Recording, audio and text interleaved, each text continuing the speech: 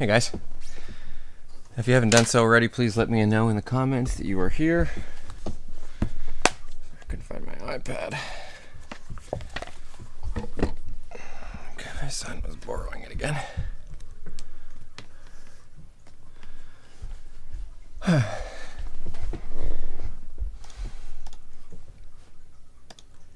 If you have any questions about yesterday's content, the leaf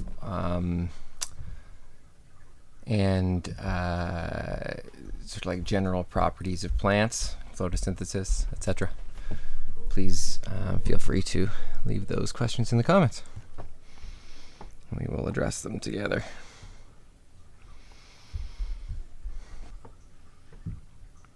And in fact, instead of just making you all wait here, why don't we just quickly go over what you need to do? I can look at your names on the list there in a second.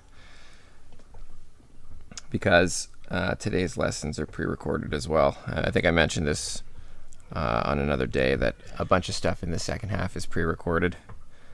That's to give me an opportunity to get on top of your assignments, provide you some feedback. We are on day 16, day 2 of plants.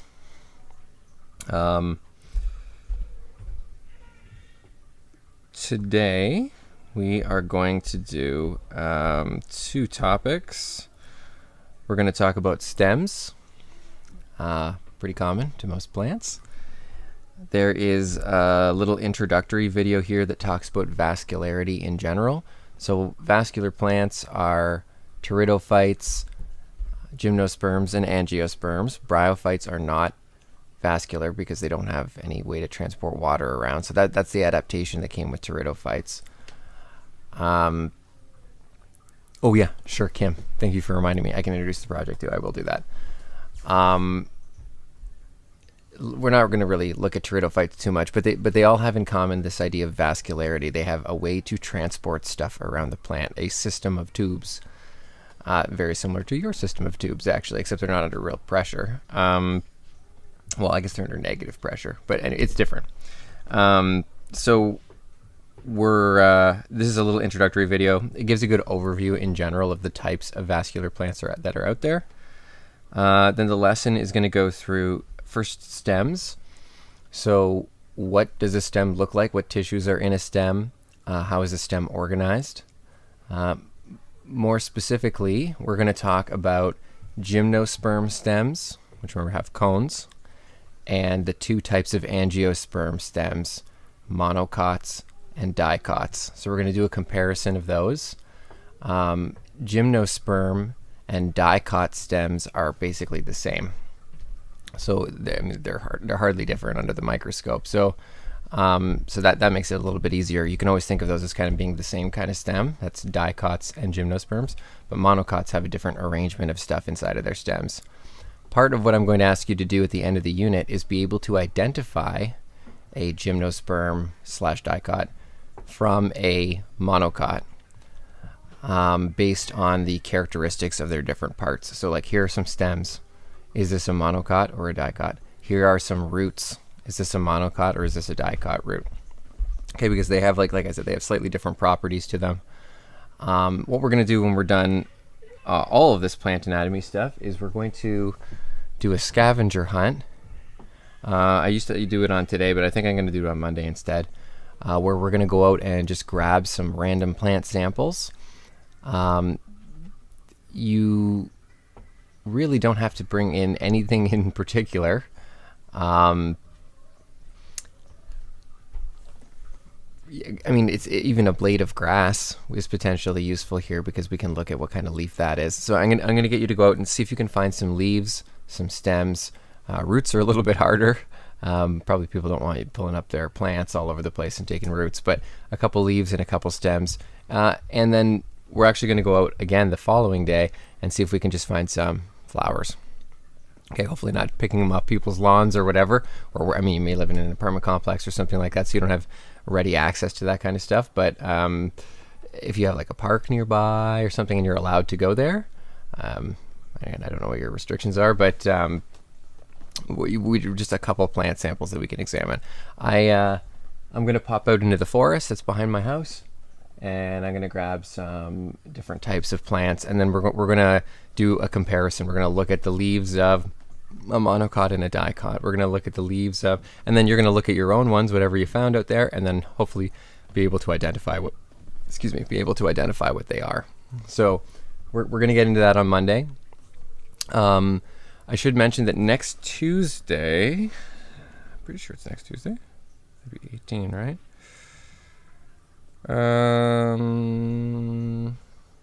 No, that's on Monday as well. Monday we're going to talk about transportation in plants. So we're going to look in detail on how sugar and water is moved around inside of a plant. And we are going to do a flower dissection. So I'm going to dissect a flower. I'm going to try and just find a flower. I think that's probably the most authentic way to do it. I normally like buy flowers from the grocery store to do it. But there's a bunch of stuff blooming in the forest behind my house. So I think I'm just going to grab a flower. I'm sure I can find a flower.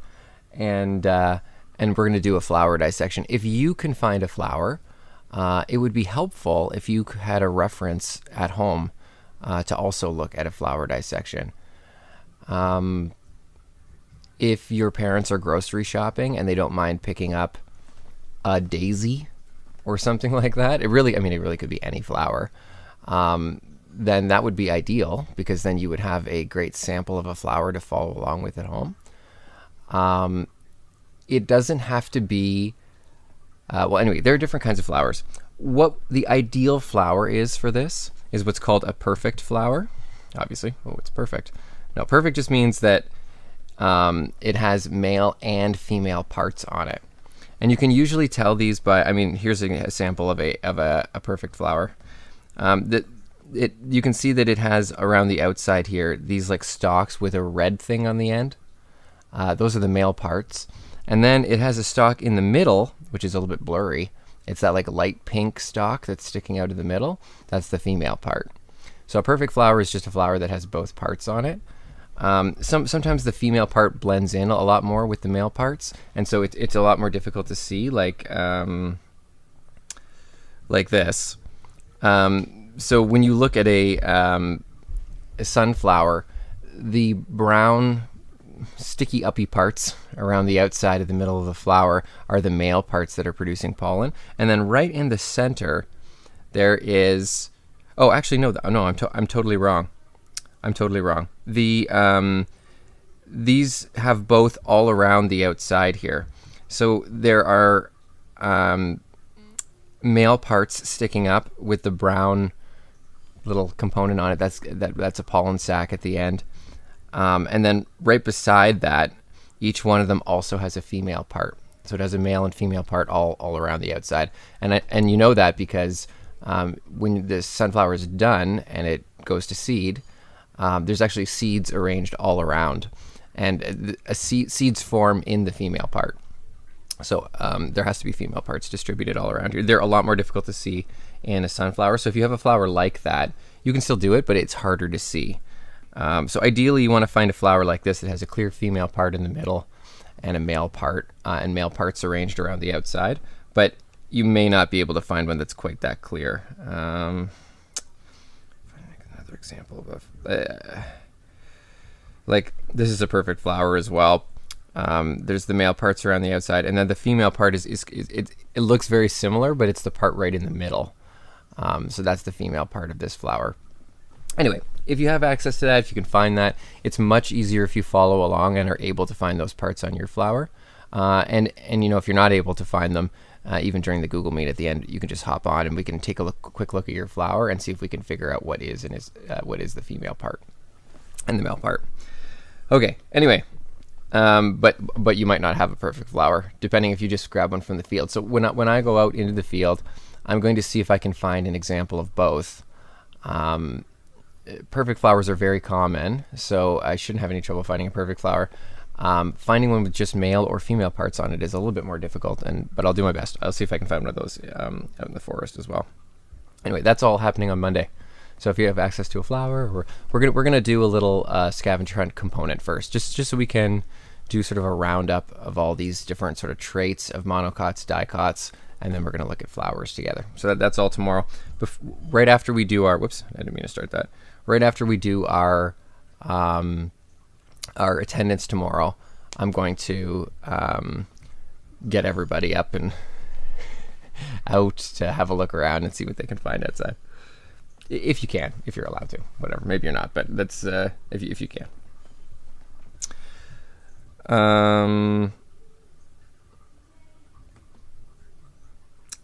Right. What are you after today? So there's a video on vascular plants. There's a lesson that talks about stems. Then in the second half, this is after the break. Don't forget to stop by for attendance. I lost a bunch of people, I think, for the second attendance check. I think people forgot maybe that was happening. I have to take attendance every day at 8:20 and 11:05. Like, I'm required by the board to take attendance. So I have to do it. So just make sure that you're coming back. Even if I say like, oh, we're just going to keep working on this or whatever, I still have to take attendance. So don't forget to come back for that. But there's a lesson on roots. Okay, cumulatively, it's only about 50 minutes long. That's both lessons put together. So yeah, there's not a ton. There are some questions for this one on page 9 in the course notes. We're going to be referring to chapter 12.4 in the text, and then there's a little exit quiz that goes along with it. Normally, if we were in class, we would be looking at some slides of stems and roots and doing some drawing as well, which would make this a little bit longer. But we don't have the ability to do that anymore, so I wasn't really sure what to fill that up with. You don't have a microscope at home, I'm assuming, so I guess you could look at Google some photos of. It's not really the same. So anyway, that's the same as looking at a picture in a textbook. So that's what we're on about today. We're going to talk about stems and roots. I'll let you guys get to work. Except I haven't forgotten, Kim. Don't worry. I'll go over the project really quickly now for this unit. You will have extra time as well. There's no way that this 50-minute lesson plus maybe 25 minutes worth of questions is going to take your entire day. Again, done intentionally. This is the part in the course where people start to fall behind a little bit. I just realized that I'm doubled up in the background. So use this as an opportunity to catch up on anything that you still need to complete. Lots of people still have to write the quiz, about a third of the class. So if that's you, please take an opportunity today and write the quiz.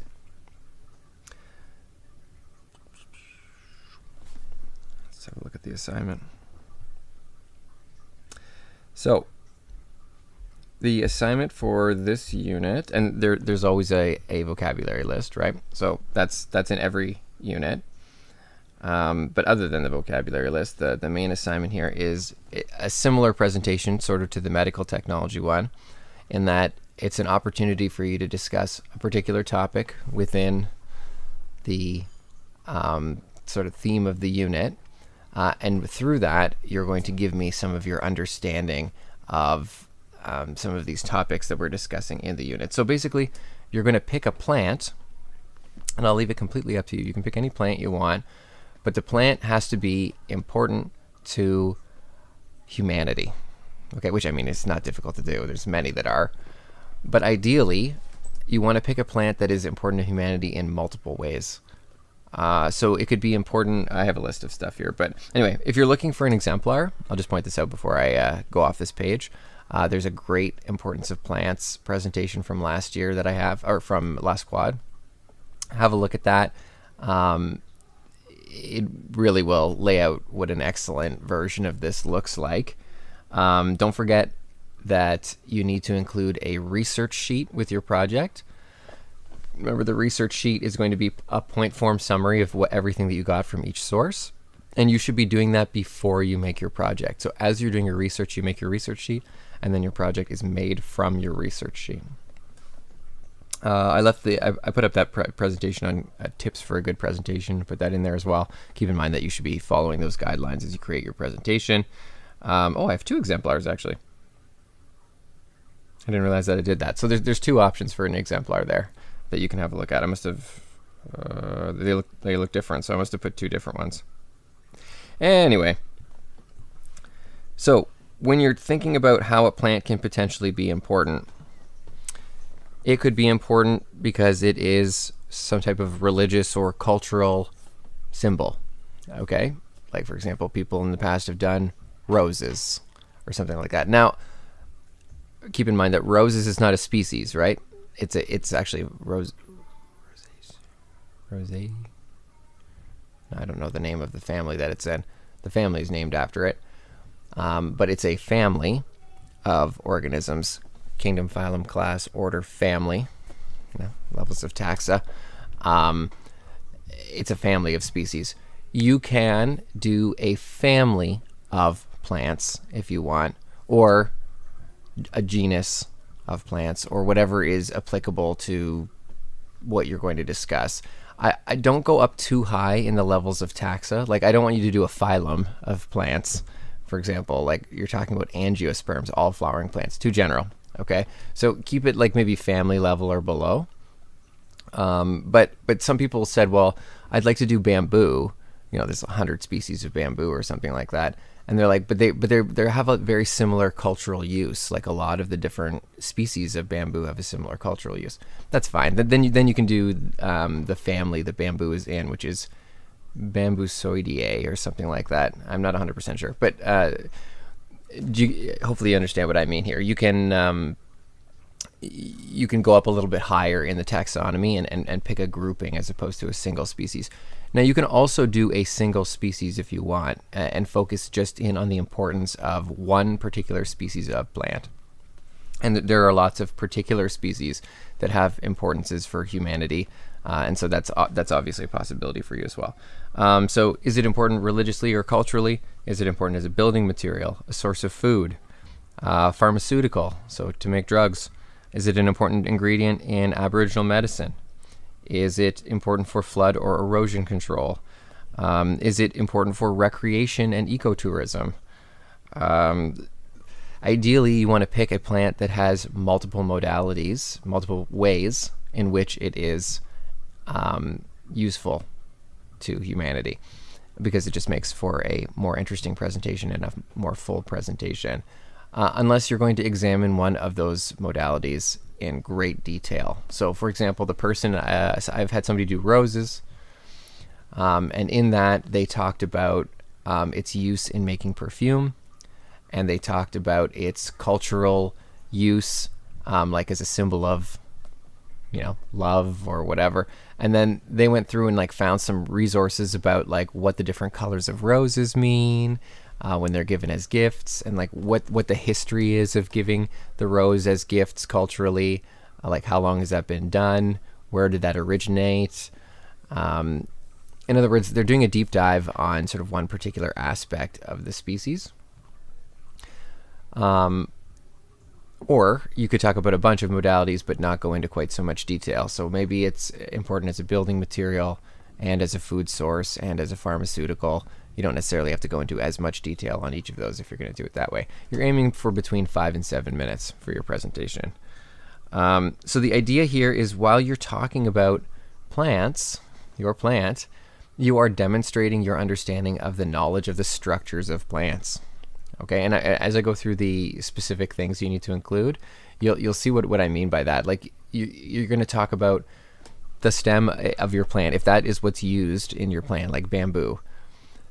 Why is the stem of the bamboo plant important? Well, it has, it's very fibrous, contains a lot of particular tissue that is very fibrous. It's resistant to termites, whatever. So you're gonna reference that particular tissue, or reference that particular part of the stem. You're going to show me your understanding of stems, that you got from the course, and then sort of reflect that back in your discussion of your plant. Okay, so as usual, you need to include that research doc. You'll need that for all the rest of the major assignments. They're all presentations like this, so you'll need that research doc. This is a video, so you're going to be creating a video of your presentation. You can use screen cap software. I noticed a number of people are using Loom, which is fine. A number of people are using Vidyard, which is also fine, or Screencastify is another option. There's lots of different ones.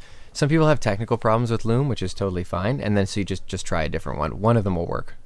I don't know why some people have problems with the Loom on a Chromebook and some people don't. A lot of people don't. So the only thing I can mention that I've personally experienced with my Chromebook is if you're trying to screen record a presentation, you have to have the browser on the presentation and then start it.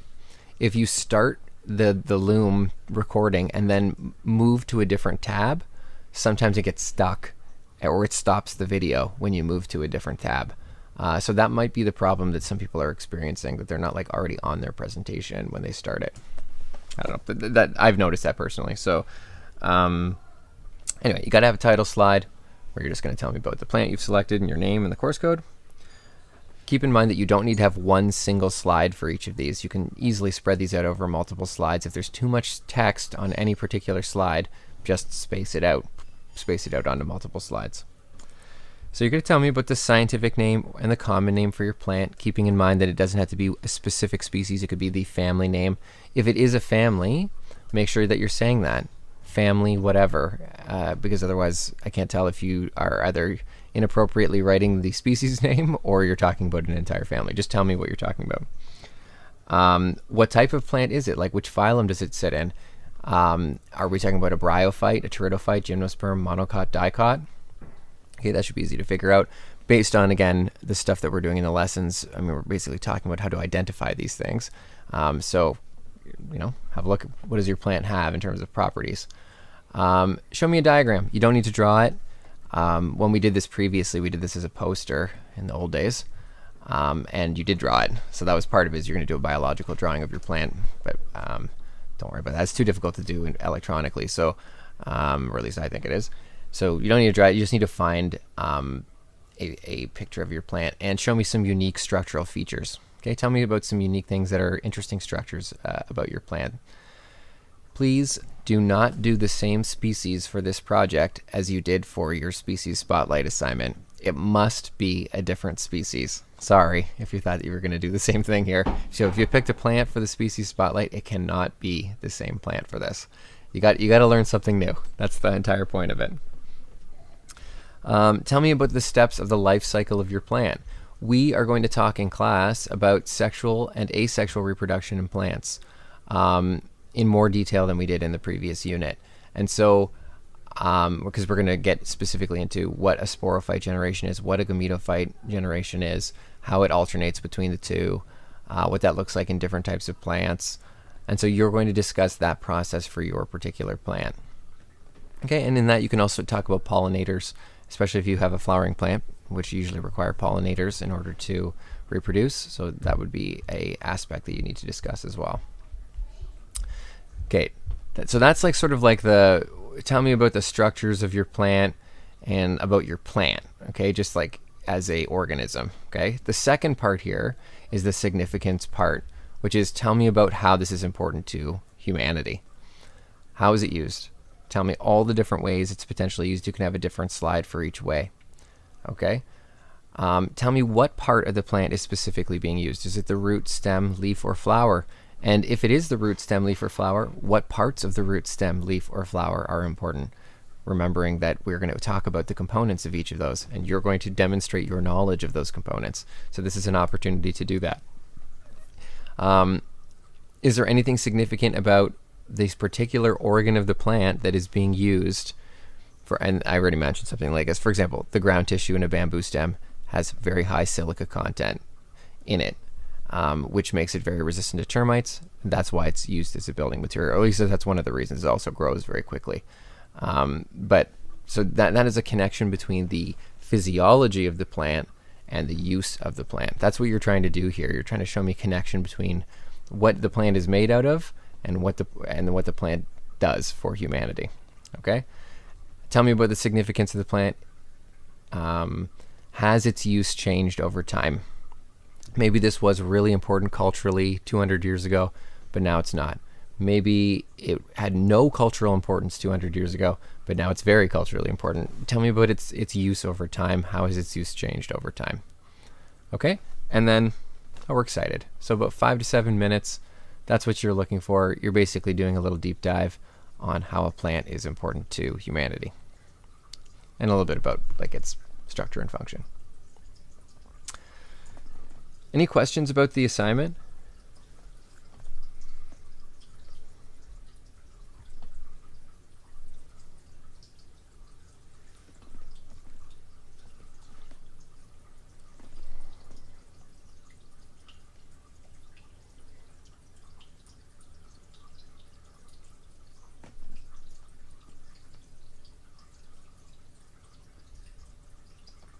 I'll give you guys a minute to type there. While I'm doing that, you guys are at any time here free to start. Again, there's a little video, a lesson on stems, plus some questions that are in the course notes. So these are not from the textbook, they're in the course notes. They don't need to go in your homework document. Then there is another lesson on roots. There are some questions that are in the course notes, they don't go in the homework document because they're not from the textbook. And then there's a little exit quiz at the end to test your knowledge from today on stems and roots. As you're going through this content, don't forget to add stuff as you go to your vocabulary list. And as you're completing your vocabulary list, don't forget to look back at the feedback on the previous vocabulary lists so you're able to sort of correct some of the potential errors that you made on previous lists.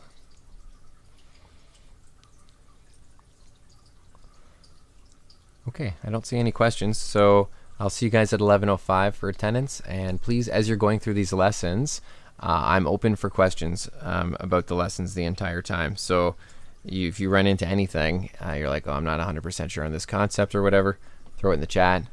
I would be happy to help you out. Okay, guys, good luck. Hi, guys. Welcome back for the second half. If you haven't done so already, please let me know in the comments that you are present.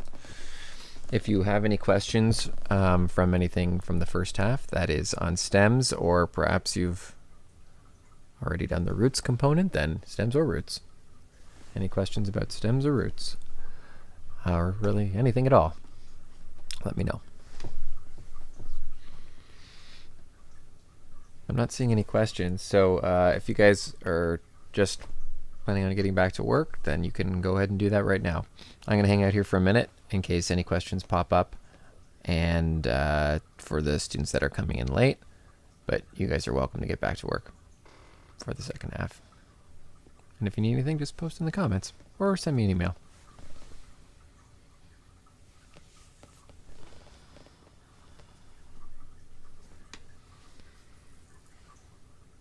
Oh, I was going to answer a question on stream here.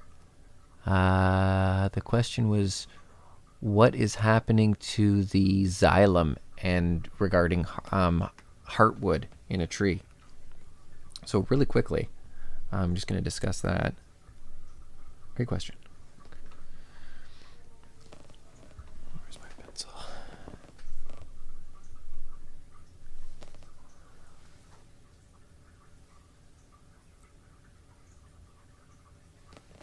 So if you'll remember, in dicots, you've got this arrangement. So you've got the cambium around the outside, and the cambium is made up of little groupings of the living phloem parts. And so those little areas of phloem are groups of cells that are phloem. And those are the cells that are actively pumping stuff. Sure, I can talk about question 3 as well. Give me 1 second. So the phloem cells are pumping sugars, and we're going to talk about the actual mechanisms behind stuff, how stuff gets moved around in these types of cells later. But these are basically living cells, and they're passing sugar and other nutrients from cell to cell, like in a chain going up and down the tree or plant. Not all dicots are trees, but and then when those sort of reach the end of their life cycle, they get pushed towards the center of the tree. And towards the center of the tree are sort of like the old phloem. And those are xylem. And xylem are actually empty. They're basically just empty straws. So the cells are not living any longer. And they're linked to, if you were to look at this from the side view, they would be linked together like this, and there are pretty much just passages running in between the cells, and it's sort of just like an open tube that goes from the bottom of the tree to the top. This is for water transportation. So that's the xylem component, is old phloem.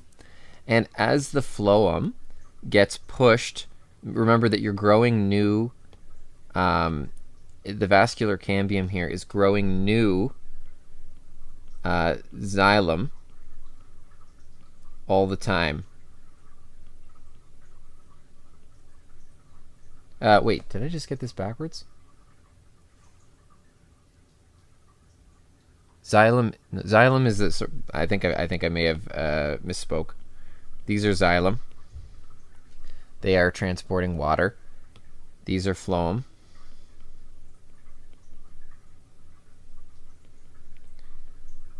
It's an H. Sorry, phloem. Phloem are the ones that are actively transporting sugars. Xylem are passively transporting water. And so as new phloem is getting made towards the outside, the old phloem are transitioning into xylem. And then the old xylem are getting compressed into the center of the tree. They kind of get pushed together, and they become tightly packed. And that's what actually makes up the heartwood of the tree.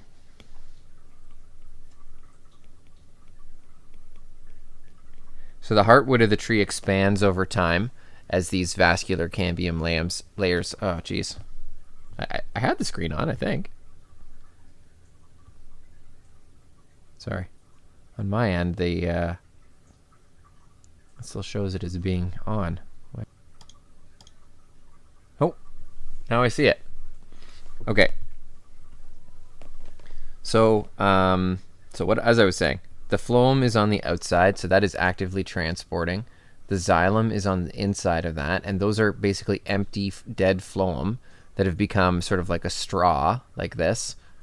And then as the new phloem are created, the old xylem are getting pushed towards the center, and they're getting compacted, and that becomes the hardwood of the tree. No, my pencil stopped working. There we go. And that becomes the heartwood of the tree. So the heartwood of the tree is sort of these old compacted xylem cells that are getting pushed towards the center. And so the heartwood is going to expand every year as the vascular cambium moves out, and this is going to leave a banding pattern as you're continuously producing these new layers towards the outside. Those are the rings that you see on the inside of trees. You probably talked about dendrochronology in grade 10 as part of the climate change unit, looking at tree rings. And so every season, you're basically creating a new version of this, and as the vascular cambium moves out, and it leaves behind this pattern in the heartwood as it expands outwards. So that heartwood, because it's compressed xylem, is not actually functionally transporting anything in the tree any longer. It's just providing structural stability to the plant. So it's not really active. You can actually remove the heartwood from a tree, like an animal can like carve out the heartwood, and it doesn't really affect the living tree unless it makes it physically unstable, like for the tree to fall over. But all the vascular stuff is around the outside. And that's also why if you get something like the emerald ash borer, which is an insect that comes along and it eats just a ring around the outside of the tree, just through the vascular cambium. That's the part that it eats, where basically all the nutrition content is in the tree. If you girdle the tree and do that all the way around the outside of the tree, well, now there's no connection between the roots and the top part of the tree anymore. You basically cut off all of the active connection between the two of them for transport. So then the tree dies. That's called girdling a tree. So people that are maintaining trees for things like maple syrup and stuff like that, you never want to. Well, first of all, when you put your tap in for the maple syrup, you only want your tap to go in just into this part right here, because that's where the sugar transport is happening, so that you're like interrupting the phloem. So if you put your tap in too deep into the heartwood, it doesn't actually draw anything out of the tree. And then the other part is that you want to make sure that you're not damaging too much of this every season when you put in a tap, because obviously if you girdle the tree, if you break it all the way around, eventually that's going to kill the tree. Somebody asked a question about question 3, mistletoe. I'll scroll up here, I've got it here. Mistletoe is a widely known parasitic plant that grows high in trees. Mistletoe gets water and minerals from its host plant. Predict which tissues of the host plant are infiltrated. Okay, so imagine you are a mistletoe and you are going to grow into this tree. You're living basically on the outside here, and so your roots are going to penetrate down into the layers of the tree underneath. It's basically asking where. Oh. Don't worry, Zala. It's all good. You're supposed to be in the other course. I didn't even notice that in my attendance.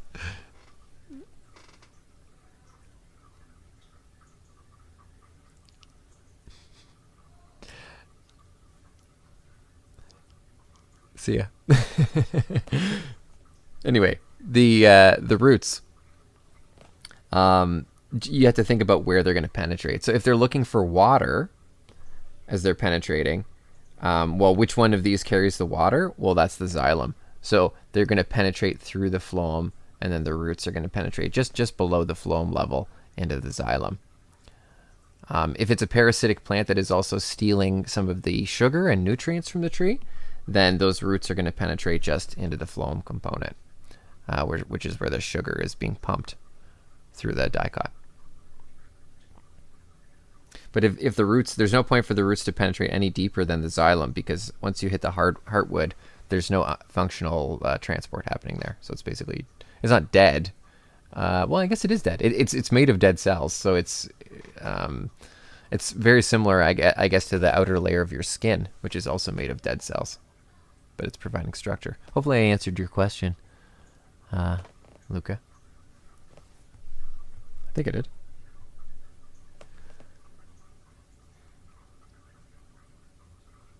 Anything else from people? No. Most people have left, probably. What does it say? Oh, no, some people are still here. All right. Well, anyway, I'll be here if you guys need anything, if you have any further questions. Good luck.